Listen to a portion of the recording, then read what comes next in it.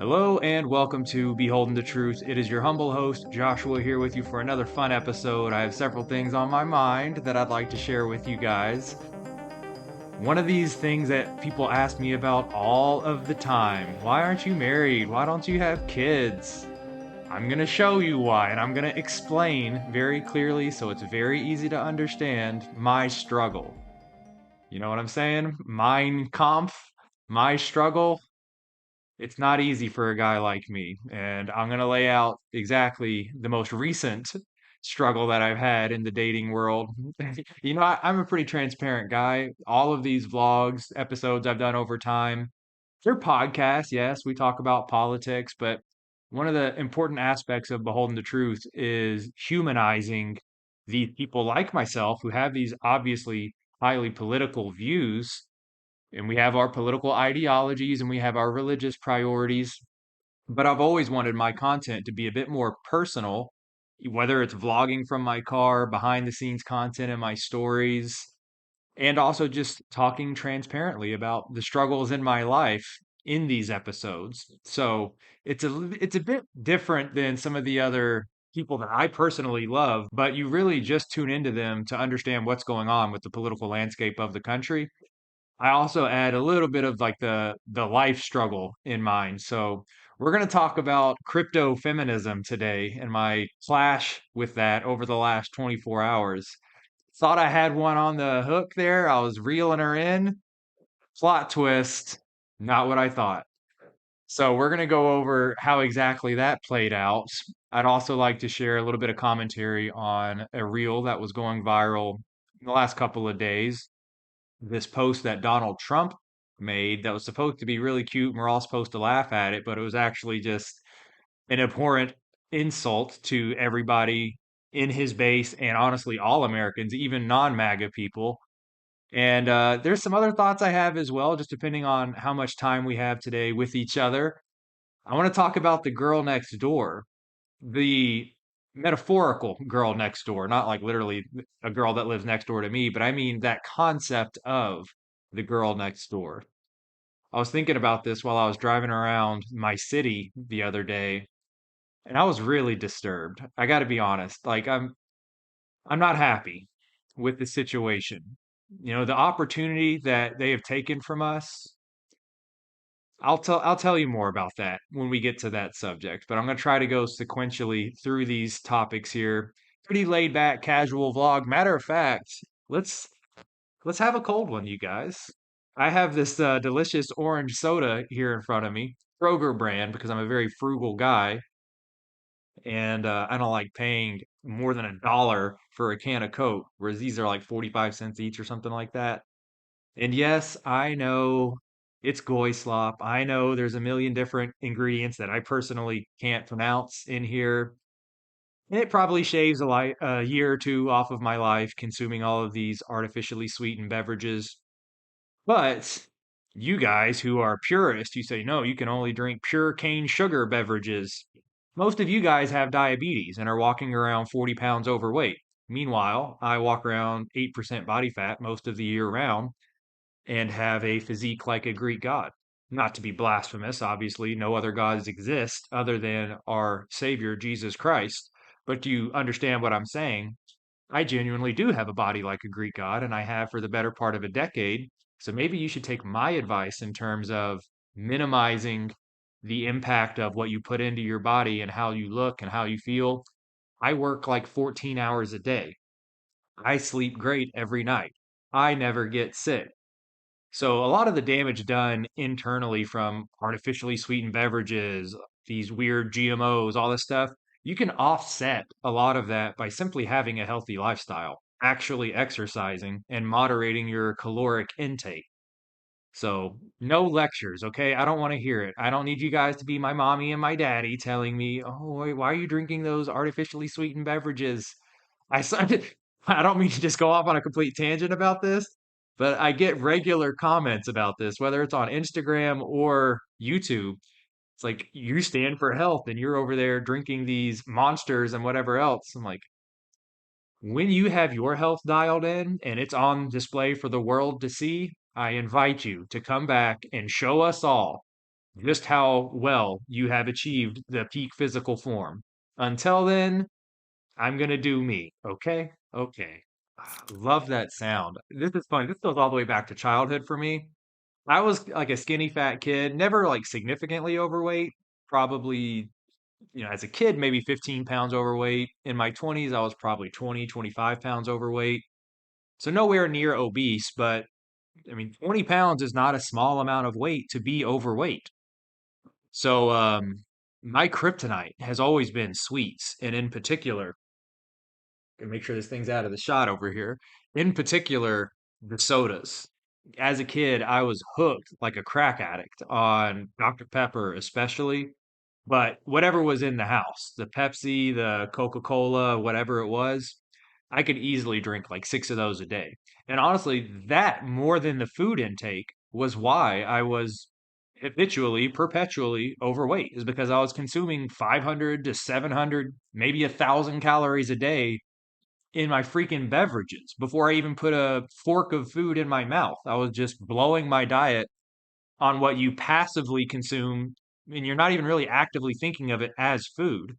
So it was a huge life hack for me to adjust my palate and get used to artificial sweeteners and drop that calorie intake all the way down to zero. And so every calorie that I have every day of my life for the last 10 plus years has been from food that you actually chew and swallow and digest.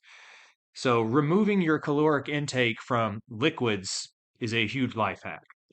Take a swig of this, and then we're going to get into some of these topics that I have in mind. My struggle, as I mentioned before, it's not fair, you guys. It really isn't fair. I've done so much work in preparation to try to set myself up to just have a turnkey life for whatever lucky woman stumbles upon Joshua from Beholden to Truth. She's just going to be like walking around blindly one day and then boom, whoa, who is that guy? Look at the aesthetics. Look how well spoken he is. What? He has a very successful career. What? He's never been married. What? He doesn't have any kids. What? He has a beautiful house with four extra bedrooms. What? He lives on a lake with a pool in the backyard. What else do you want here, guys? Or I should say, women? I don't know what else you're expecting. What? He's a devout Christian, and not only in his personal life, but he's out there evangelizing to the masses. And then it's some trivial matter that they're like, ooh, red flag. And I'm not over here trying to like break my arm, patting myself on the back with all of those report card criteria, the career and physique and all that stuff. But it is just objectively true that I am by far in the less than 1% of the population when it comes to eligible bachelors in this world. As I said, never married, no kids. In terms of physical health, you ain't gonna find better. Pretty decent facial aesthetics, in my opinion, so I'm told. Objectively speaking, I'm nearly 40 and I still have a full head of hair. I mean, you're trying to find good genes for your kids, right? Obviously, high IQ, politically informed, religiously engaged. Shouldn't be this hard. It really shouldn't be. But we live in this gynocracy, the age of feminism, where even our so called conservative women, the Christian trad future homeschooling women, they don't even know that they're still quite feminist. And that's one of the things we're going to talk through. So I never even got to take a swig of my beverage here. So let me do that. And then we're going to get into crypto-feminism. All right. So let me set the scene for you guys. I'm just chilling in bed. It's an average night. I'm pulling up the dating apps because it's like 2 weeks since I checked in on them. That's about how often I check in. I get discouraged every time I pull them up because 75% of the people on there are obese, they're not white, they're covered in tattoos, they're not Christian. So it's like just those criteria alone rule out the overwhelming number of people on any of the dating apps, even the conservative dating apps. But I actually matched with this white girl who said she was Christian, no visible tattoos. And I'm not going to sit here and say I was like super excited because I know the hit rate for me is very, very low, especially with my political and religious extremism. But I put those things in my profile. To be fair, I am a transparent guy. So before she even swipes right on me, shows mutual interest, assuming she actually reads my profile, I say up front that I expect my wife to be a stay-at-home mother. I expect her to help me homeschool my children. She needs to understand that I am engaged in politics and I'm a highly religious man, and those are my politics. All of that's in my little biography, so this shouldn't be a surprise. But I know how it is. You're just swiping based on how people look. If we're being honest, now for me, that's the first criteria. Like if there's not a physical attraction, then it doesn't even matter if you're Christian. It doesn't even matter. Like to go, do not pass go, do not collect $200 if you're obviously not somebody I'm physically attracted to. And which, by the way, I can't believe that people honestly sit there and moralize and try to call me a bad person when they try to pretend that judging people by the way they look and putting so much of an emphasis on that somehow makes you a bad person. You really see this with women too. You see it with guys, but when you just say honestly what most men actually practice, which is that we judge women by their looks. If you're not taking care of yourself, if you're not thin, when it comes to being conservative, if you're covered in tattoos, you have face piercings, you got a picture with your little interracial child, your mixed race child from Jerome, who you had a 3 week fling with multiple years ago, and now you expect me to be his stepdad? Yeah, sorry, you're just immediately ineligible. And that's not even getting down into like reading, are they Christian or not? You have pink hair, you have green hair, purple hair, anything other than blonde, brown, or red hair. I'm not a big redhead fan, for being honest. We might be able to make a compromise if everything else is there, but I really prefer the brunettes and the blondes, just because that's the classic European. Obviously you have your Irish and Scottish, and there's a place in this world for the gingers. Okay, I'm just saying, me personally, not a big ginger fan. I'm thinking of all the other ones. The Asians and the obviously Africans are a complete no-go. Not big into Asians either. The facial aesthetics aren't there. I don't like their bone structure. I don't like the eyes. I don't like how boring the hair is. I do like the fact that they stay thin though, which honestly is far more than you can say for the white women of today. White women need to learn from the Asian women. Okay, keep the waist size 24 inches. You got that? 24 inches, maybe 26. You're a woman walking around with a 30-inch waist, 35-inch waist. Are you serious? You're a size 6? You're a size 10? What the fuck? What happened? What happened many years ago? Because that doesn't happen overnight. Josh, you're fat phobic. That's so mean to talk that way. Okay, I'm just explaining to you what is physically attractive to me. How am I going to marry a woman and reproduce with her when she is turning me off when I look at her? I'm sorry if this comes off insensitive, and I'm actually not sorry at all. Some people just need to hear this. Looks matter. If you have neglected your physical body and become overweight, and unfortunately, many of you have made irreversible decisions like tattooing yourself up and down, maybe you can go laser some of that off. Have fun spending thousands of dollars on your mistakes, and hopefully it repairs the damage. But it demonstrates low impulse control. It demonstrates that you're willing to deface the single most valuable physical thing in this world that God has given you, the temple that houses the Holy Spirit. Not a big fan of tattoos. If there's a couple that are modest, they're small, you can cover them up with your clothes, we can negotiate on that. But when you start getting these arm sleeve tattoos, leg tattoos, back tattoos, chest tattoos, neck tat, like what do we, this is just unacceptable on every level. It baffles me that society has backslid so far into a rejection of what is normal. In the 1990s, people did not look like this. They were not all significantly overweight, and they absolutely didn't go and cover themselves in tattoos. The technology was there. Maybe they were a little more expensive. I don't know if it's like an economic thing where, oh, I guess now they're less expensive, so everybody can get 50 fucking tattoos. Maybe that's what's going on. But that just demonstrates that you don't understand what tattooing yourself, not from a financial point of view, what that does for your future prospects in terms of attracting a significant other, in terms of your employment. It just demonstrates very poor decision making, in my opinion. And I know there's a lot of guys who have fallen for this too. I can't stand it, dude. I think one of the gayest things I've ever seen, men with leg tattoos. They get like their calves and their quads tattooed. I see this all the time at the gym. I'm sorry, but that's just faggotry. Like, what are you drawing attention to people ogling your legs? What are you, a woman? Because we all know that that's what tattoos are. They're a desperate plea for attention. Please look at me. Please ask me about my tattoos. Oh, what does that mean? Even worse when people get like, because that's like the cryptic tattoos where they obviously want you to ask them about it. But then you got people getting tattoos of like superheroes and Winnie the Pooh and Tweety Bird, fucking Looney Tunes characters, political figures, Donald Trump, Obama, Taylor Swift.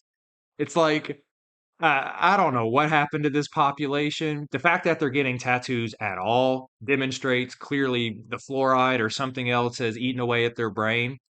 But then when you make the decision to put a permanent mark on your body and it's a celebrity or a cartoon character, a verse of poetry, and I know what you guys might say, like, well, maybe it's a Bible verse and it's really sentimental, but it's like, yeah, I love a lot of Bible verses too. They're up here. What's wrong with having them up there? What you want is the attention. You want to broadcast that externally on yourself. You want to invoke that curiosity from others to initiate the conversation. How about this? Develop interpersonal skills. Okay? When you strike up a conversation with somebody, tell them you're a Christian. Hey, what is your favorite Bible verse? How about doing that rather than stamping it on your body for the rest of your life? I know this is an unpopular take this day and age, and the women really get sensitive about it. Ah, but hey, I'm a straight shooter. I'm explaining my struggle, okay? I got a little distracted, but part of my struggle is really turned off by tattoos, even more turned off by being overweight, and not being Christian is all automatically a no-go. So it's pretty rare that I even get a match, period, on these dating apps. But the other night I got a match, okay? And I want to read you guys the end of that because we went back and forth for about 24 hours. Let me see if I remember how that conversation went because it was pretty amusing. In her little prompts, if you've used this dating platform before, it's like, what do you suggest we do on our first date? Right? That's the prompt. And you fill out what your recommendation is, and the other person is supposed to respond to that. And that's like the icebreaker. And so she put for the first date, she would like to go on a drunken IKEA shopping trip. Beholden to Truth, Christ culture, white identity, and fitness lifestyle. Red pilling the masses. On the front lines. Against the synagogue of Satan. Expose the Zog.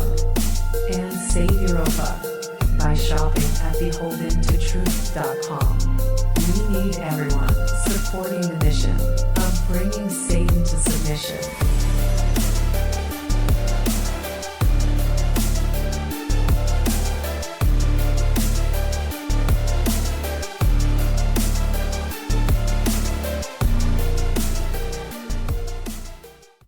Now, I'm not a big drinker in the first place. I never get drunk. I'll have like a Smirnoff Ice, maybe a whiskey and Coke, a as in singular. In very rare cases, maybe two, which is nowhere enough to even get me remotely inebriated. So those are limited to like family, special occasions, maybe sitting out by the pool, one or two beverages. Getting drunk, period, is just not something I do as a grown man. But anyway, I know that we're gonna have to maybe try to shape the woman women are very moldable, adaptable to men's influence. And so, look, I'm not naive. I don't expect the absolute unicorn woman to show up with the perfect lifestyle that I would prefer, with the perfect politics, perfect stance on biblical interpretation, completely ready and able to drop the job, no kids, and the whole thing. I don't expect her to be perfect, okay? So I was trying not to read too much into having a drunken trip to IKEA being her recommendation for a date. In fact, I saw it as a good opportunity for a joke. So this is how I kicked off that little icebreaker. I said, well, the nearest IKEA for me is 130 miles away. So how about a drunken trip to Walmart instead? And she responded saying something along the lines of like, hold on, let's pull it up real quick. I want to give you guys the exact quote. I don't want to just make stuff up here. So I say, while I like the sound of the drunken IKEA date, the nearest one is 136 miles away. Would you settle for Walmart? And she says, well, there has to be a happy medium between Walmart and IKEA. And I was like, okay, we got a little bit of a sense of humor. So then I said, well, how about a drunken Goodwill treasure hunt then? I think everyone else there is also drunk, so nobody will notice. So, we're just having some fun banter here. Then she says, well, that might be beneath Walmart. How about a drunken Trader Joe's adventure? What is with women in Trader Joe's and Whole Foods? I don't want to pay $9 for a bundle of grapes. Okay. And that place smells like shit. Do you ever notice that? You ever go into one of those overly expensive organic grocery stores and it just smells like somebody's body odor? I don't know what's going on with that. I can't stand those places. So then she says, the whole Trader Joe's thing. And I said, okay, well, are you thinking this weekend? Because that was, I think, yesterday. So she says, well, I have company coming in town, unfortunately. It was last minute. All right. So what? You want me to be your pen pal for the next week until the next weekend? Fine, whatever. So I say, sounds like we're going to be pen pals for the next week then. So I'm trying to keep it alive. I'm not just going to strike her off because she's busy this weekend. And here is the nail in the coffin, you guys. Plot twist. Wait. This is her speaking. Wait. I just read your profile more in depth. I have a good career and I don't plan on giving that up when I'm married and have kids. So maybe this is a lost cause, haha. I love being a dentist and I would 1000% at least work part time when my kids are little. So I responded, no worries. I want a full time mother for my children, period. And that's how you should respond when a woman tells you she cares more about the pride and the ego and the financial independence of her career than being a full time mother. Honestly, what I should have said to her was, I'm not looking for a part time wife, nor do my children deserve a part time mother, because that's what you are. That's how the math works out when you're committing to 20, 30, 40 hours a week, being away from the home, taking orders from customers or your boss, your business owner, whoever that may be. That's not the woman's role. That's not her purpose in this world. It's biblical. It says it in Genesis. Paul reiterates this in the New Testament that the role of a woman is to serve her husband at home, to be a diligent worker in the home. It is not to go out and find providence for the family. That has never been woman's role in society. It is still not woman's role in society.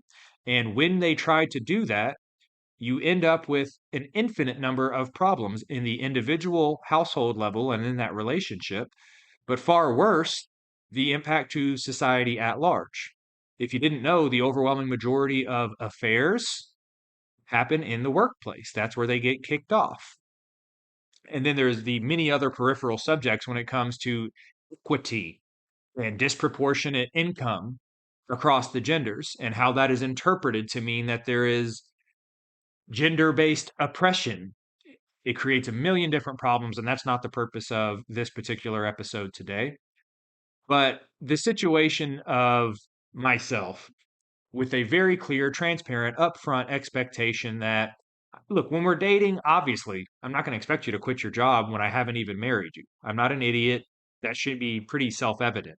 But when you tell me ahead of time that you want to keep working through the birth of your children, and especially while they are still little children, if anything, I would understand the opposite, where when I have children, the first several years, the bonding period that are the most important to early childhood development, I'm absolutely going to want to be at home. It would be amazing to find a husband who has enough money to cover us during those first few years, and then maybe I'll go back to work once the kids are a little older.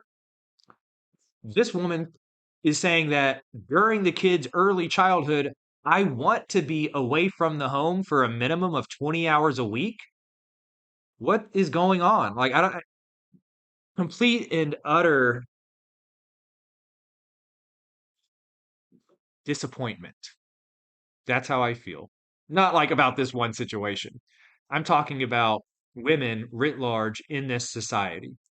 Cute white woman claims to be Christian, and you say something as simple as, listen, if we were to actually get married, your expectation is that you are at home, taking care of the home, supporting me, and taking care of the children. There's no need for you to be doing anything else. And that is your biblical role as mandated by God, the God that you claim to worship. There's literally no other need. We don't need more money. Okay? Your fulfillment shouldn't be coming from how far you can climb the corporate ladder, how many customers you can service. You're a dentist, okay? So, Crypto-Feminism is the name that I want you guys to bring into your lexicon and explain this narrative that Christian women still refuse to surrender as they should as women to men's authority and providence and protection as it relates to marriage. This is a continual problem. I've had this so many times in my dating life. This is why I am single and childless, because the few women who actually meet my criteria in being simply not fat and not covered in tattoos or having peacock colored hair, you go and actually press them just a little bit on this whole, I think I should devote the majority of my life. You're already 30, by the way. How many years do you think you have left to have kids? Don't you think you should be there for them during the most important years of their life? No, you need to be scraping people's teeth. No, you need to be designing software in a cubicle. No, you need to be doing people's hair and makeup. No, you need to be pushing human resources paperwork across desks and sending emails and making PowerPoint presentations. That's clearly more important than the needs of your children and the needs of your husband and the needs of the home that you all live in. Absolutely disgusting. Unacceptable. So I have zero tolerance for it. That's why, as soon as she responded with, I will 1000% expect to continue working while my children are little. Okay, not looking for a part time wife, not looking for a part time mother to my children. Goodbye. Bye bye. You're out. You blew it. No need to debate. No need to try to convince her. No need to cite biblical scripture. Well, did you ever look at Genesis? Did you ever look at Paul's writings to Titus when he talked about how women should be in the home? Have you ever looked at Paul's clear mandate that women should be submissive to their husbands? Do you know what a helper means? Is the man your helper or are you his helper? Maybe we should read the Bible to find those answers. So, that is my struggle in terms of the dating landscape. People tell me all the time, oh, well, if you're so busy, you just need to get on the dating apps. This is what you get. Doesn't matter. Does not matter. So, crypto feminism, it's really, really difficult, man. It has been a recurring problem in my life for the last, particularly 4 years, ever since I got highly involved in all this political work. And as my understanding of actual biblical gender roles and more importantly, the patriarchal model that our society must protect, which is completely inverted right now. As I said, the gynocracy that we live in, where you have women telling men what to do in every layer of society, in the household, at work. We have women in government at every level, down to the school boards, down to your police departments, fire departments, city government, county government, state government, federal government. Women telling other men what to do. What are we doing here? What nation ever became great by elevating women to places of authority? Oh, I think actually the opposite is the historical pattern. The more women's liberation is bestowed upon a civilization, the more rapidly it collapses. So, yeah, those are my thoughts on Mrs. Right, who ended up being Mrs. Wrong. I'm sure this has happened to you guys. Hopefully, you're not Mrs. Wrong. Hopefully, you're not out there scratching your head. I don't understand what's with these guys. I make a lot of money. I have 2 college degrees. I'm so impressive. Well, first and foremost, are you even physically healthy? When people look at you, do they admire the state of your body? Have you kept it pure? I'm not even talking about chastity, which is a whole other subject. What is your body count? And have you defaced your physical body? And then you get into the actual understanding of the gender dynamics from a biblical point of view. These people got to check themselves, both the men and the women. The men need to raise the bar significantly. And that's the problem, actually. It's called hoflation, is that men are such craven, lust-driven creatures that if they fear or if they're anxious about access to, I'm not going to use a vulgar word, but you know exactly what I'm talking about. It rhymes with juicy. Um, they will do anything. They will cuck themselves. They'll keep their political beliefs to themselves. They'll keep their religious faith to themselves. They'll lower their standards for physical health. They'll give up their own finances. They'll risk their life savings. They'll do all of these things for the pursuit of you know what. And it's very sad. And this is how things like OnlyFans exist because you have these men, simps, who are so desperate for female attention. Most of them aren't even getting laid. Most of them just want to text back and forth and have some kind of mommy complex where they need women's affirmation. They need attention from women. I don't really care. Like, I obviously want a wife. I want to have kids, but I don't want the wife who is constantly nagging me. I don't want a wife who disrespects my authority. I don't want a wife who doesn't understand the criticality of my mission. I don't want a wife who thinks she's supposed to be the single foremost point of attention in my life because it should be a logical understanding that if she were, then I can't serve the mission as the mission needs to be served. If I'm constantly having to divert my attention to entertaining her and filling up her cup of Netflix binges and going out to eat and dancing and all these other trivial activities while the white race gets swept off of the planet, while our country turns into Sodom and Gomorrah, because all you other fucking simps are out there worrying about, oh, is it the night of the week where we're supposed to sit down and watch 4 episodes of your favorite TV show? Is it the night of the week where we're supposed to go out to the fancy restaurant and blow $100 on something we could have eaten $10 worth of at home? Oh, you want to go to Miami and I need to pay $5,000 for our hotels and our plane tickets and all the restaurants there and everything you want to be entertained by there because you get really sad and depressed if you didn't get to go on vacation once a year or more. Ooh, when are we going to go on a road trip?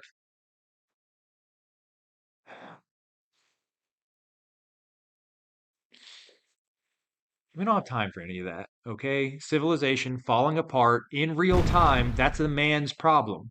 It's largely the women's doing. It's also the man's problem because they have allowed women to accumulate this authority over them and they haven't kept the women in check. So I'm not putting all the blame on the women. Hopefully, you're smart enough to see that. The women need to be quiet, submit, respect men's authority at every layer of society, in the house, in the government, and especially in the church. They need to put themselves in the back seat, let the men drive, stop nagging us, stop with the political correctness, all the expectations around language. You can't talk that way. You can't call him a faggot. You can't use racial slurs. You need to be quiet. That's what Paul says. And one of my favorite parts of the Bible, by the way, hold on, we got to pull up this verse just because I remember reading it when I was in the middle of a relationship with a crypto feminist who was constantly giving me grief about biblical interpretation, whereas a woman is supposed to be quiet and learn from her husband about biblical interpretation. Bible verse, women should be quiet. 1 Corinthians verse 34. I think that's the one. Actually, it might be Timothy here. Paul is the most base dude ever. This is the original Chad. 1 Timothy 2:12. But I suffer not a woman to teach, nor to usurp authority over the man, but to be in silence. Is that not every man's dream? Like, please be quiet. Just let me make the decisions. Let me lead. Okay? Make sure we're all nurtured from our essential point of view. Make sure the house is clean and organized because it can't be chaotic. I can't be distracted by a dirty house. I can't be distracted by all of the noise of drama and, oh, I'm arguing with one of my girlfriends and all this other nonsense. And I certainly don't need you trying to correct me on my mission of evangelization and correcting the gender situation in this country. As Paul says to young Timothy, but I suffer not a woman to teach, nor to usurp authority over the man, but to be in silence. It's very hard for women to hear this. And do you know what the cope is, by the way? Because I've heard it a million times. I'm always one step ahead, you guys. They always say, oh, well, he's speaking about this one church and that women were acting up and disturbing the sermons and disturbing the teachings in that one church. And so he was just addressing that group of women. Okay, here's another example of how women should not be left to interpret biblical scripture.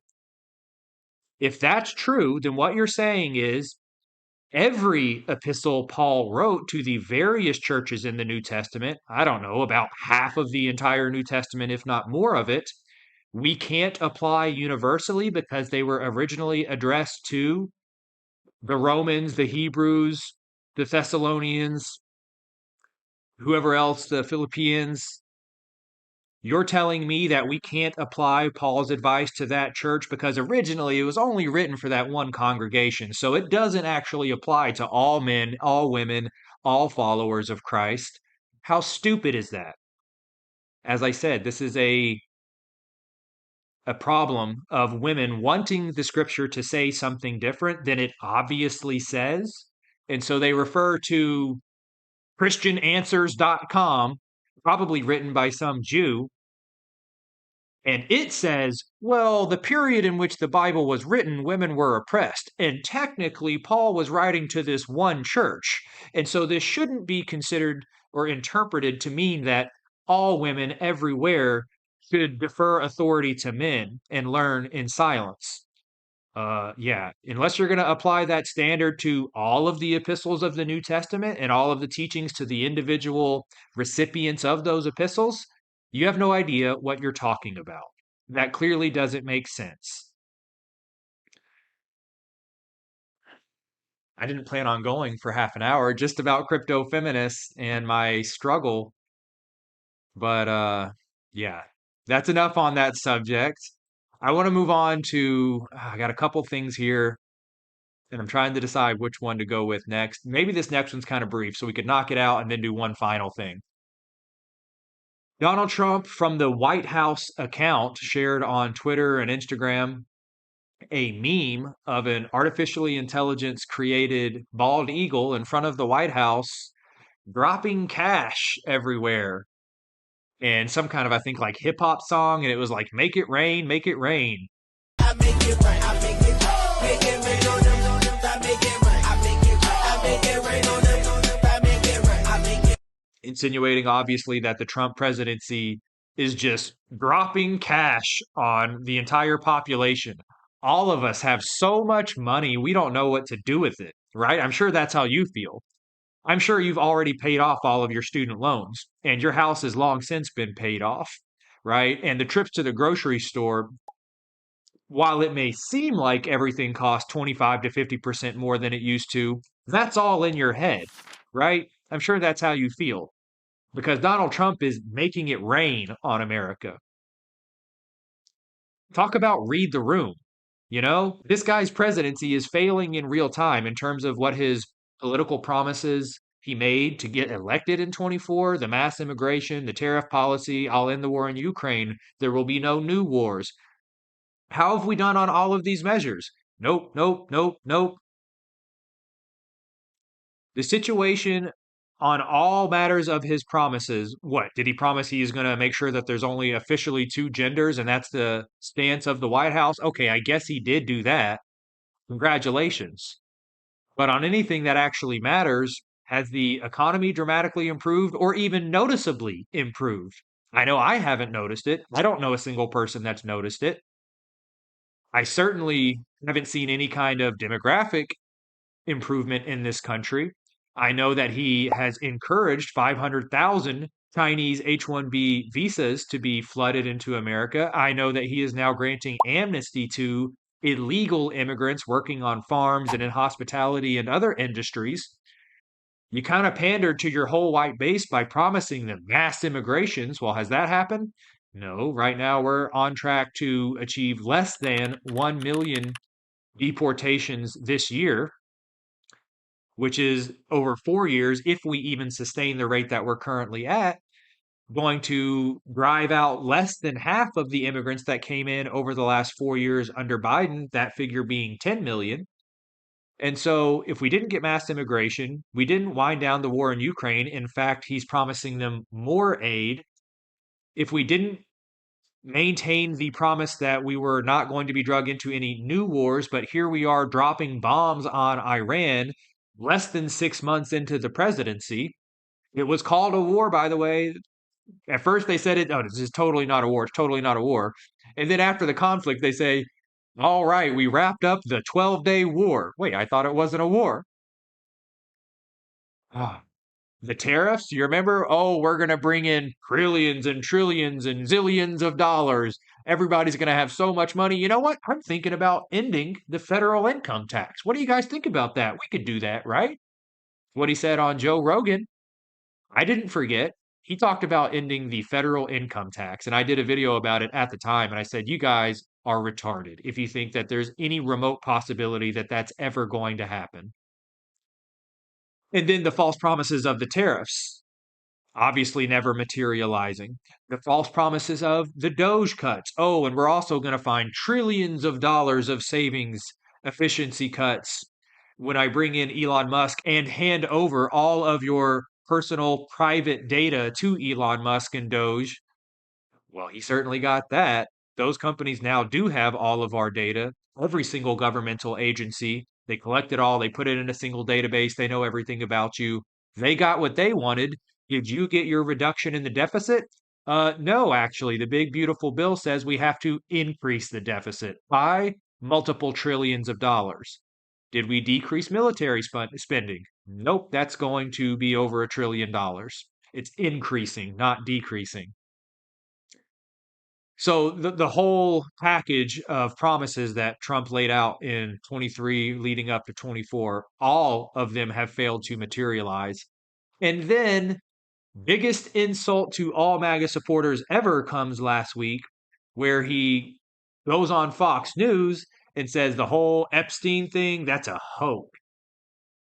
Pam Bondi, the highest lawyer in the world, the attorney general, she goes on public television and says, actually, Epstein didn't have any victims, nor did he have any individuals he was blackmailing, nor did he work for any foreign government.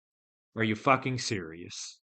Anybody who's done even a shred of independent research into this subject knows all of those things are so obviously true. The ties to Ghislaine Maxwell, her dad, Robert Maxwell, the Israeli super spy, the Jewish billionaires like Les Wexner that funded him,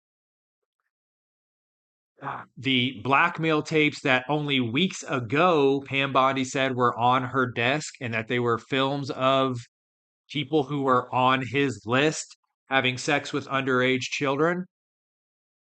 Well, now apparently there is no list, and because there is no list, all of this pornography that exists that he had possession of, it's not pornography of videotaped encounters on the Epstein Island. It's actually just child porn he downloaded from the internet. That's what you're supposed to believe. And the hoax that Donald Trump has presented says they have exaggerated that and spun that as this robust blackmail system that the CIA and the Mossad were in on. And it had infiltrated Hollywood and academia and the government. That's all a Democrat hoax. And then Donald Trump puts out a truth on his platform, Truth Social, like the most cold, sad, obtuse remarks you could possibly make, where he goes in on his own base and starts talking about how everybody who previously voted for him are now just stupid idiots for falling for the Democrat Epstein hoax. So it's an utter meltdown, the whole Trump presidency falling apart in real time. And then after insulting everybody with the whole Epstein is a hoax, the information's never being released, you're stupid for even thinking it was real, joke's on you. I don't even want your support anymore, is what he said in his his truth post.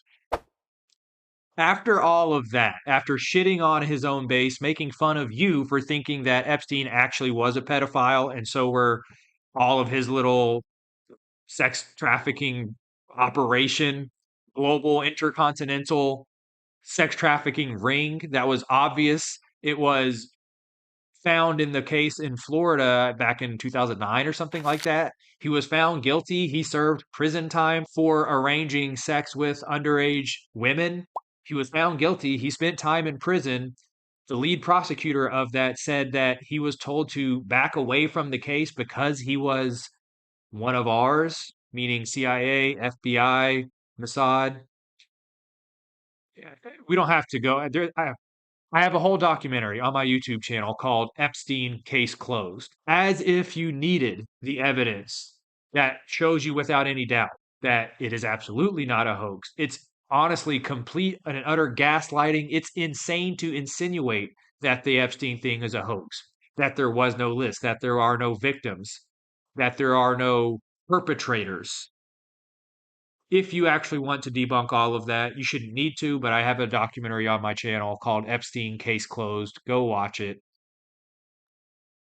So after he does all of this, shitting on his own base, calling you and me stupid for, I don't know, not wanting pedophiles to run our country, he then goes and posts this reel saying, making it rain on America, where we are living in a generation where it is 4 to 6 times harder relative to wage growth for you to own a home.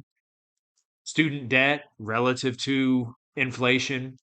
The cost of getting a college degree is also like 6x as it used to be. Simple grocery store trips, going to get a coffee, $7, $8, $9. A Big Mac meal, $12. Even the shitty little sandwich, the what used to be a McDouble is like 29 cents back then. Now it's a dollar, $2. Everything has experienced hundreds of percent inflation at this point. And he's over here saying that he's making it rain on America. I mean, how it's not, there's no way to be that aloof, to be that out of touch with what's actually going on in society. And this is an important reminder. One of the reasons why I always recommend at the very top of the reading list, you guys ask me a lot, can you give me a reading list? What books do you recommend? You need to read 1984 by George Orwell. You need to understand the concept of state sponsored propaganda, doublethink, where you're told to hold two ideas at the same time, right? You go outside and all your groceries are 200% more than you remember them being. You try to go to buy a home and it's flat out impossible. You're still sitting on tens of thousands of dollars of student debt. You can't get married because you can't afford to raise children. You can't afford to pay for a wedding. Can't afford to buy a wedding ring. Can't afford to buy a new car because a new pickup truck costs $80,000. Can't afford to do any of these things that were relatively easy to do as a young individual in your 20s. You could start a family, you could buy a nice starter home, you could buy your first truck. You weren't sitting on tens of thousands of dollars of student debt at 22 years old, simply going back to 1980, 1970. The boomer generation, what they enjoyed when they still were swallowing the prosperity of this country before they personally signed it all away to immigrants and inviting women into the workplace, ruining the wages, destroying by doubling the supply of labor in this country so that women could feel equal to men. And so you're sitting there thinking, as a reflection of actual reality, the real economics of this country and what we're all suffering from, you are holding those thoughts, but you're being told to hold a simultaneous opposite thought, which is Donald Trump is making it rain on America. We live in the best economy ever. The economy is stronger than it has ever been. That's called doublethink, where you're expected to hold two contradictory concepts in your head while still believing that both can be true. It's like being a Christian who also thinks that Islam is a legitimate religion, or Judaism, or Hinduism, or Buddhism, or whatever form of paganism. You can't. It's impossible. You can't believe that all religions are valid in different forms. As a Christian, you can't believe that. Why? Because Jesus himself told you that's impossible. Where in the Bible? The book of John, chapter 14, verse 6. Jesus says explicitly, I, referring to himself, am the, as in singular, way. I am the singular truth.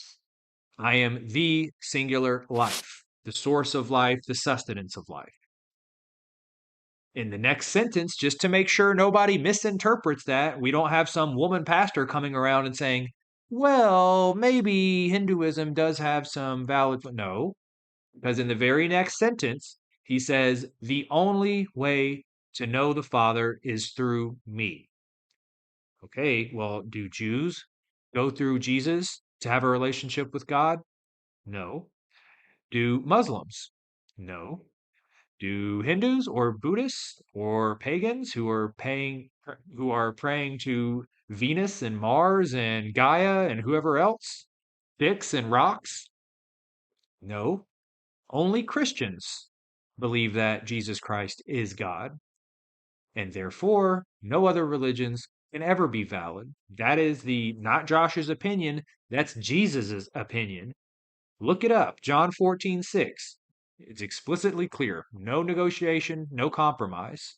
All right, final subject for our session today. This is the one I was just driving around my city, just being introspective, thinking about the state of things. I had probably gone on a Walmart trip earlier in the day. Honestly, if I went anywhere in public, it causes these feelings inside of me.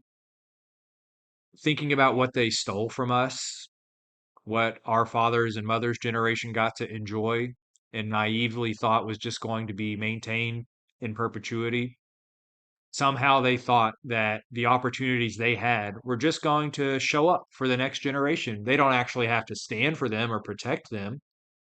Something as simple as, I don't know, going out in public and finding an attractive person of the same race to marry.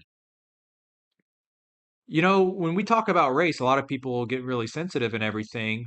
But when you actually get down to brass tacks about the percentages of the demographics, in 1965, America was a 90% white country. So if you're a white person and you went outside, 9 out of 10 people you saw were the same race. And if you're only physically attracted to people of the same race, that's an important thing. And if you fast forward to this generation, where among newborns, the young generation, only half of them are white. 50% of newborns in this country are white. So that means once you divide by gender, Now, only 2.5 out of every 10 people you see in public come the next generation when those kids are growing up, only 2 out of every 10 people they see in public will even be a white person of the other gender. How does that work out for reproduction? In the current state, we're 58% white. Our generation, us, the whole country right now, not newborns. Not much better. That means when you go out in public, what is that? 29% of the country is the other gender and the same race as you. And so that is less than 1 out of 3 people that you go out in public hoping that you'll be able to see are the same race and the appropriate gender for you to date. And this is long before you get into the important matters of, are they Christian? Are they not fat? Are they not covered in tattoos? Do they have a normal color of hair? In their face, are they remotely attractive? Before you get into any criteria at all, you've already reduced the odds from half of the population when you go outside, at least met the racial and gender criteria. Well, now you go out in public, and as I said, you have it's closer to 1 in 4 people in the public are even going to meet the most basic criteria of, I'd like to repopulate the earth with people who look like me, sound like me, respect the same ancestors that I respect. I want my children to look like me. That requires marrying somebody of the same race. And so the very real tangible damage that mass immigration, aka diversity and multiculturalism does, it actually makes it so that you can't even go in public and find somebody to reproduce with. That's how fucked up that agenda is. That's how sinister it is. You can help save Europa by getting the message out to the masses, and also support this platform by shopping at beholdentoTruth.com.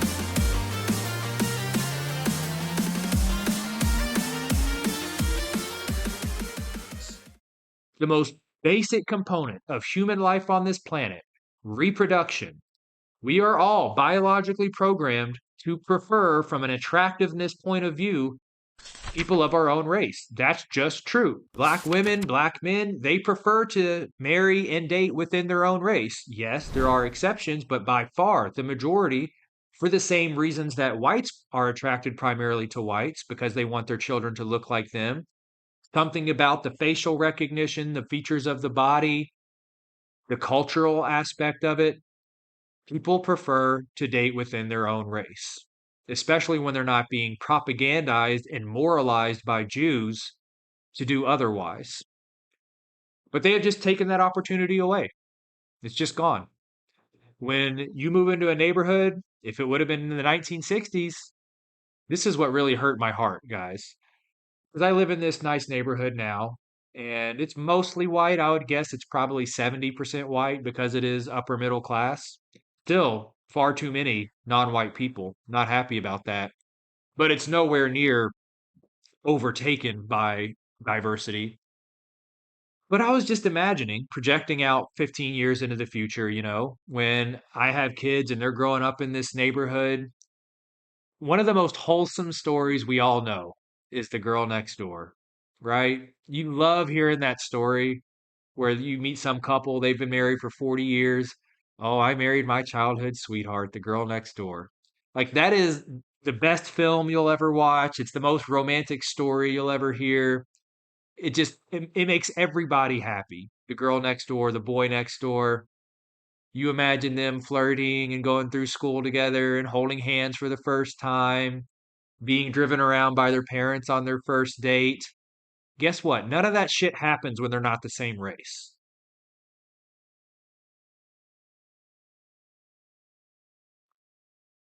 It's just so infuriating. Something as beautiful as that, something as normal as that, the baseline expectation that come 10, 20 years, when my children are growing up in this neighborhood, I'd like them to have access to white friends, for one. Ideally, I would love the idea of them meeting their own little life partner in the neighborhood because they grew up together. They start out as best friends and then it turns into a romance and you've known their parents their whole life. Can't have that anymore. It's gone. Girl next door doesn't exist anymore. Not for your son, not for your daughter. It's gone. That's what they took from us, among 100 million other things. But the most wholesome, beautiful pastime of America. Sitting out there on the tire swing, little Susie, your son, little Johnny's walking by, trying not to, look too hard, but he's noticing. She's giggling. Stacy, her friend, is over there giggling with her, who's also white. Johnny calls up his friend Chad. They're trying to impress her. They're, throwing the football in the yard, taking their shirt off, like 80 pounds, no muscle at all. They're jumping around in the sprinkler. It's 95 degrees out, blistering hot. They get the idea to set up a lemonade stand. Susie and Stacy come up to the, lemonade stand. Can we have one? Well, normally we charge 25 cents. But yeah, I guess you can have one for free because, they're trying to impress them and, you know what they're trying to do. They're trying to find themselves a future wife. Yeah, guess what? That whole fantasy is fucking over.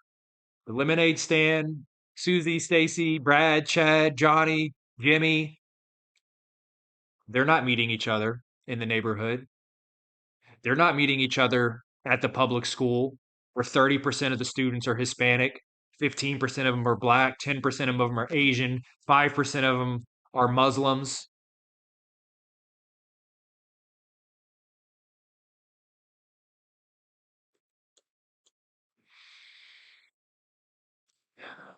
That's the heartbreak that I feel for this country. They took it. It's gone. I remember that. I got to experience that. I had my little neighborhood crush. I used to play front yard football with all the other neighborhood kids who were all white. We used to go over to each other's households, play video games, play cards, climb trees, all that fun outdoor neighborhood life. Don't come home until the sun's down, drink from the water hose in the front yard. It was a low income neighborhood. We were all below the poverty line. So it wasn't like we were privileged because we were high income. No, we all just got along really well because we are part of the same larger family. So that's gone. The childhood sweethearts are gone. The girl next door is gone. The country's in free fall collapse. And you don't want to be called racist. You're worried about being fired for even bringing up the subject. You're worried about what your boomer parents are going to think of you if you say, you know what? Kind of notice there's a lot of Hispanics in the neighborhood. What's up with the woman in the hijab? What's up with the Somalians? What's up with the people speaking languages I can't understand living 1, 2 doors away? What's up with these people at the school board meeting insisting that they devote more time in the classroom to foreign languages? What's up with them insisting in the classroom that our ancestors were actually evil people? Better not say anything about it. Don't want to be racist. Don't want to lose my job. Well,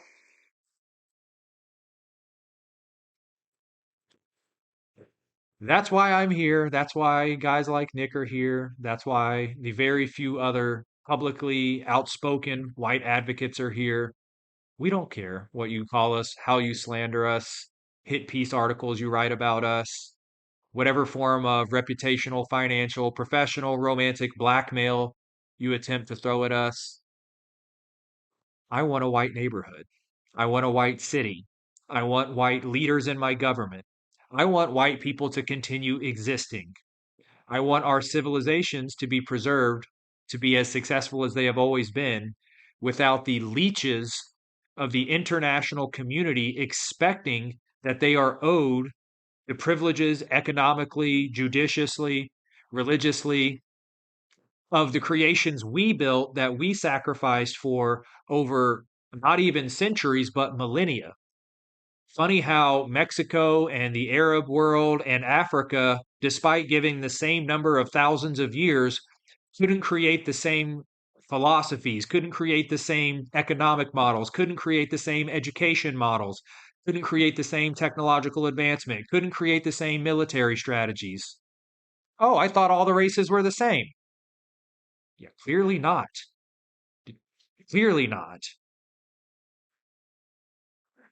But we just invite them in. Sure, you want to enjoy what we created? Oh, you want to run it also? Oh, and now you want to destroy it. Great. Fantastic. Good idea, guys. Good idea. Wow. So, anyways, I think that's going to wrap it up for today's session. Thank you from the bottom of my heart for being my personal therapist. Oh, on that note, it was the end of the episode. But speaking of therapy, maybe you're all thinking Josh needs to go to therapy. I don't want to be Josh's therapist. Well, too bad for one, because you're watching my channel. You did that to yourself.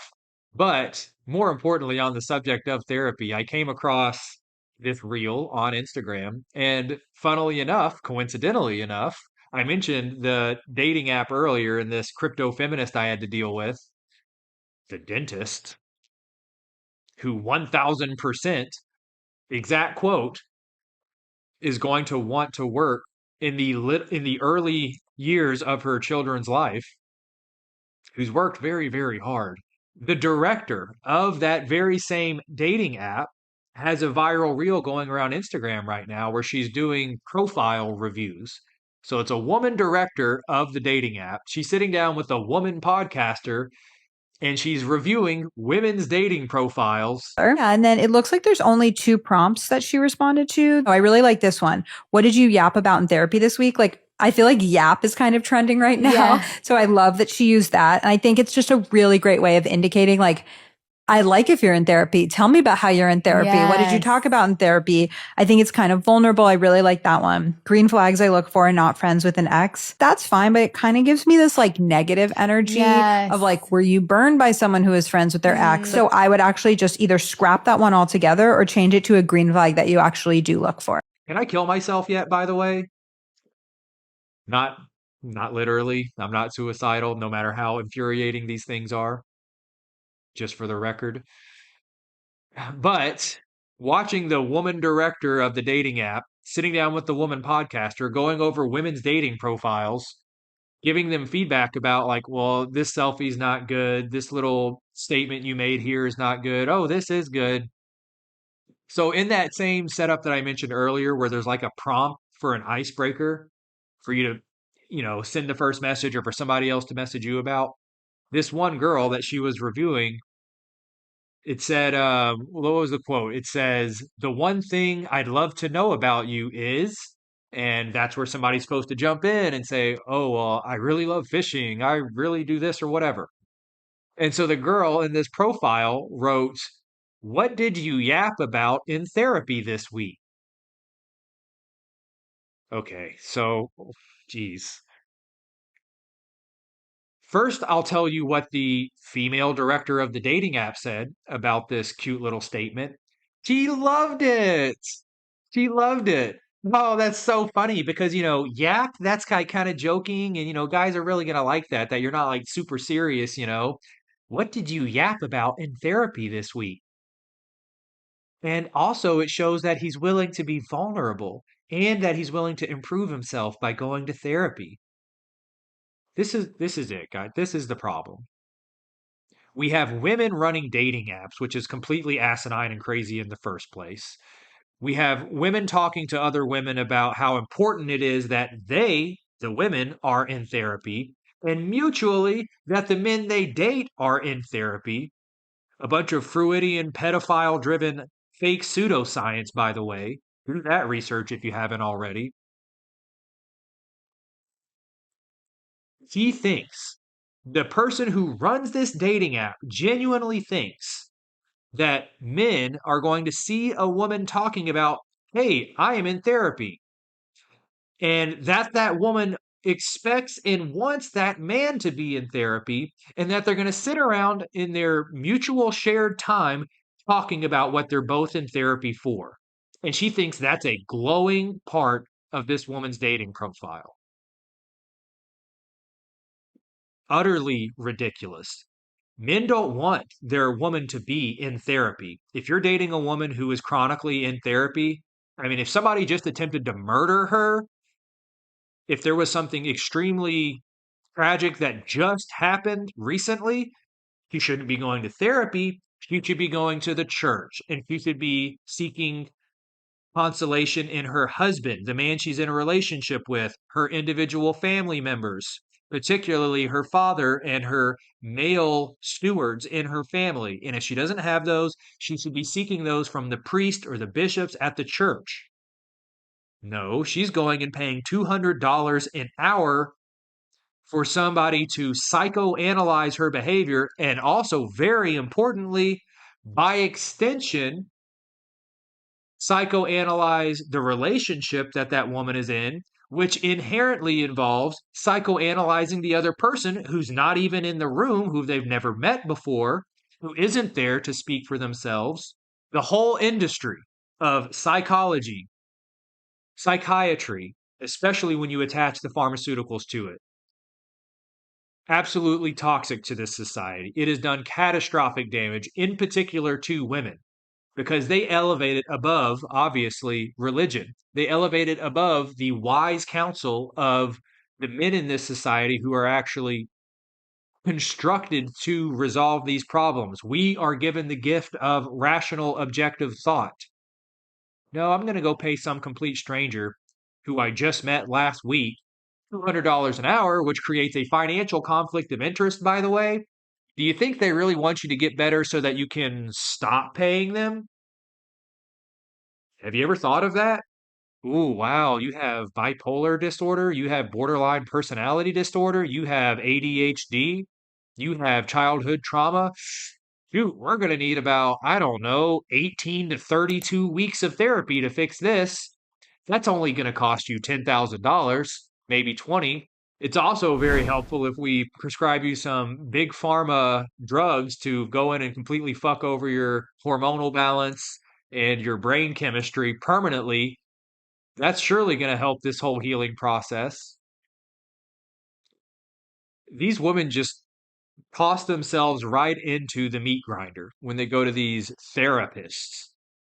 And it's just so comical that the head of a dating app genuinely thinks that a woman saying out loud, I want us to sit around going to therapy and talking about therapy. There's no man that's going to see that as attractive. And I mean, man, there might be some 100 test level guys. And I don't mean 100 men. I mean, their test levels are 100, where they should be 800, 900. They're basically castrated men. They're on the way to converting to being a woman, just very slowly. They want some beta man who's going to sit there and be vulnerable and cry about his feelings. Listen, I have hard times because I'm out here fighting hard battles. I'm on the Department of Homeland Security's list of domestic terrorists. People are trying to fire me from my job. Okay, I have real problems. My family have disowned me. My friends have disowned me. I've been kicked out of my church groups. On any given day, my entire life savings is on the line. My house is on the line for doing this work. Meanwhile, you're dating the guy who's in therapy talking about things that happened to him when he was 8 years old, or he can't get over the fact that his ex girlfriend cheated on him. And that's what you want to sit around talking about, holding hands, crying, using up a box of Kleenex with. Let's watch a Hallmark movie so we both feel better. That's a great use of 2 more hours of our time after we just laid in bed crying together. What a fucking joke. Women have no idea what men actually want. They really don't. You see that from the people running the dating apps. You see that from the therapists. You see that from the women influencers.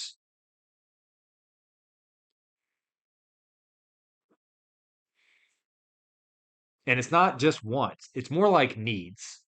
Women think they want a lot of things completely different than what they need. They want independence, freedom, liberty, freedom of movement. That's not what they need. They want the right to vote. That's not what they need. They want that financial independence so that they're not dependent on a man. That's not what they need.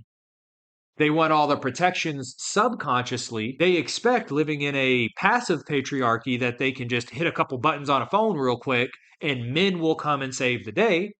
They expect, when they want to go buy a house or go buy a car or, oh, I don't know, use natural resources like oil, that men will break their backs and do all the work to stand civilization up and build the literal infrastructure for it and do all the dangerous jobs and do all the dirty jobs. They expect men to do all of those things on their behalf, but they have no desire whatsoever to defer authority. They have no desire to grant anything based on the concept of gender at all to men in any way. Not to other family members, not to the government, not to their husbands. There is no exchange that says men do a lot of things for women that they aren't even in relationships with. Men sacrifice. We are the ones on the front lines. We are the ones tasked with saving society as it is falling apart. Both Christendom, our nation, our communities, we are the ones who are going to die because of this. And you're going to sit back there munching your Cheetos at your HR desk, watching with binoculars, while the men have to go and solve this problem as they always have. So, this Hinge thing, what was I saying about that? The therapy stuff. Yeah, so completely crazy. The head of this dating app is sitting there telling other women that it's a good thing to put into your dating profile. It's a good suggestion for a first date. Hey, let's go talk about our therapy so we can cry together and our traumatic childhoods and how hard the world is and how unfair the world is and how other people just don't understand my struggle. We got to take away their internet access. We got to take away the voting rights. I don't know how you fix it without doing those things, frankly. All these women influencer podcasts, platforming the women who own the most prominent dating apps. Oh well, I tried.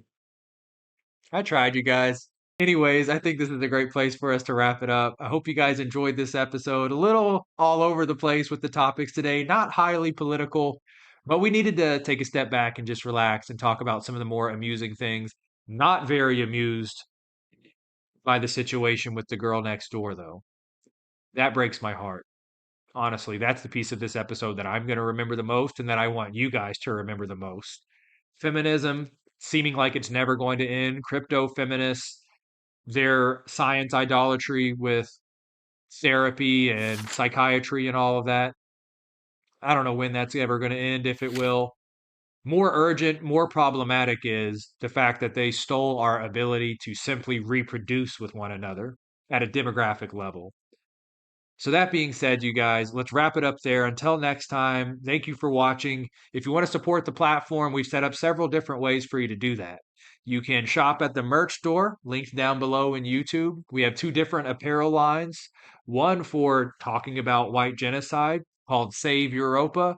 And our second apparel line is the anti-Zog apparel line. You got problems with feminism, you got problems with forced immigration, you got problems with your government being run by a foreign nation. That's the anti-Zog line.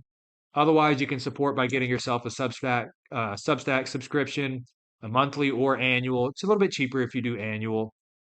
Either way, I greatly appreciate the support on the platforms by liking, commenting, subscribing to the various platforms, or by getting yourself some merch or a Substack subscription. Until next time, you guys, love you, take care of yourselves, and Christ is King. The number one question you guys are asking me is, how can I wake people up? And you also ask, how can I help support you? And so I have a solution for both of those questions. You can head over to my Substack. You'll be able to get exclusive early access to all of my documentaries, my long format content, free ebooks, and even a chance to talk to me one-on-one. You can do Ask Me Anythings. There's several different membership options for your budget, whatever fits your lifestyle. Head on over and get yourself a subscription now.